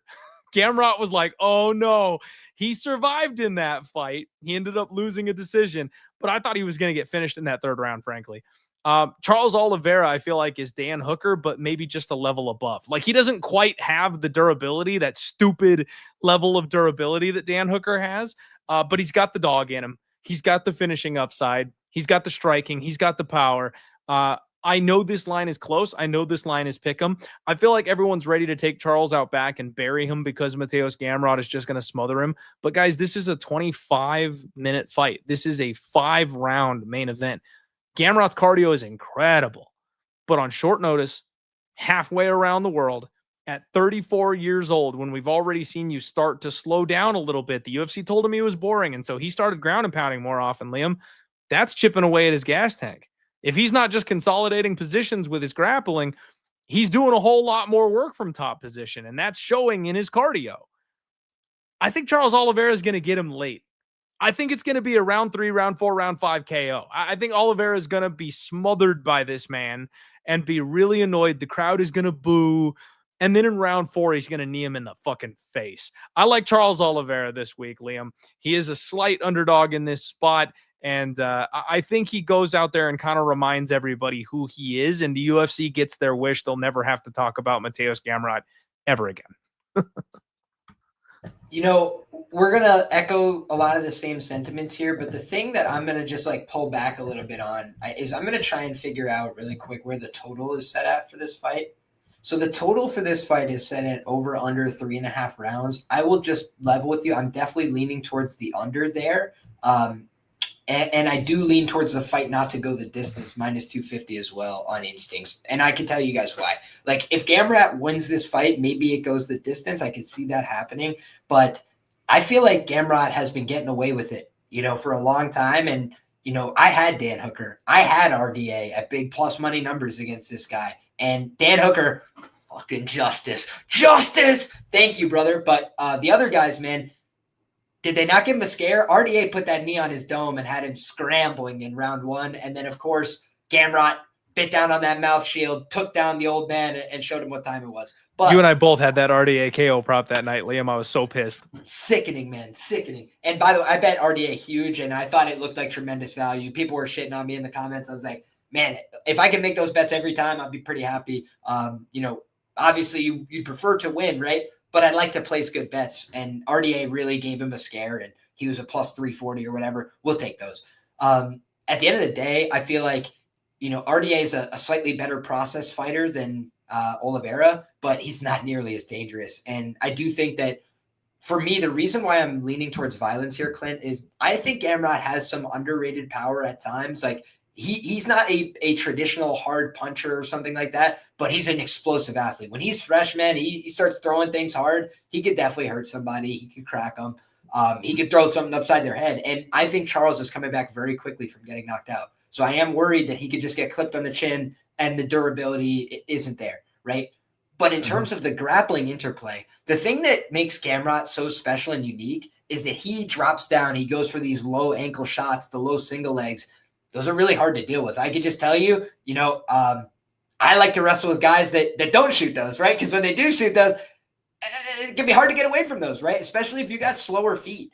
Charles is just a guy that is not afraid to engage in the grappling. So if he gets taken down, I wouldn't be surprised if Gamrot's able to consolidate some top control in this fight. We have seen guys do that to Charles at times, but it's been quite some time. Maybe the very best guys, you think an Islam Makhachev could do that. It's been few and far between, though. And like most guys that get on top of him, even good guys, Beneil Dariush, a guy who beat Gamrot, a guy who out-scrambled Gamrot when they fought, he got on top of Charles. He was on top for like 30 seconds, missed every punch, got back up to the feet. He was already exhausted, and he got finished. And I just look at this pairing, and I say the better fighter, in my view, is Charles Oliveira. But the circumstances are where I'm like, it's kind of a wash, because I think Charles is coming back too quick off a knockout. I think that Gamrot maybe didn't have the preparation he wants. I do think Gamrot's a consummate professional. I think the guy's going to show up in shape. I just think he's a knockout waiting to happen, and maybe it's the time. Charles Oliveira, known for that submission prowess, he's definitely got great submissions. I wouldn't put it past him per se, but I think the most likely ending to this knockout, or to this fight, in either direction, is a knockout. Couldn't agree more, Liam. I was going to make mention of what was it? Was it the first round against Dan Hooker? Gamrot pulls the old fake double leg overhand and just drills him. Absolutely, like drops him like a sack of potatoes. It was pretty incredible that you're like, oh, Gamrot got hands apparently. Like it's one of those things where when Khabib rocked the shit out of Conor, because you're thinking there's no way he's punching, right? He's going for the takedown. If you pull K Super Slava, baby. Yeah. If you pull that kind of a move, you can land something big. And Charles Oliveira is not the most durable guy in the game anymore. Gamrot absolutely could win this fight via finish that way.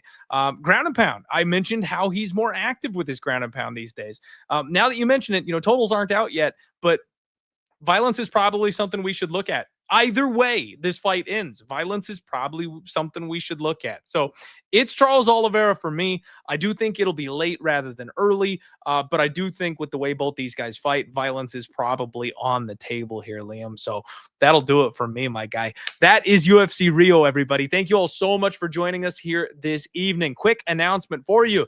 I am going to head on over back to my old stomping grounds. I'm jumping on live with the boys over at Pub Sports Radio to finish out this Monday Night Football game. So live betting, hanging out, just chatting, hanging out and shooting the shit with the boys like old times. That's what we're going to do. So in about 5-10 minutes, you guys can catch me on the live stream over at Pub Sports Radio after this one is over. Appreciate you guys all so much for being here as always. Liam, my guy. If you've got any sponsors, if you want to shout anybody out, if you want to tell the people where they can find more of your content, please, the floor is yours, my friend.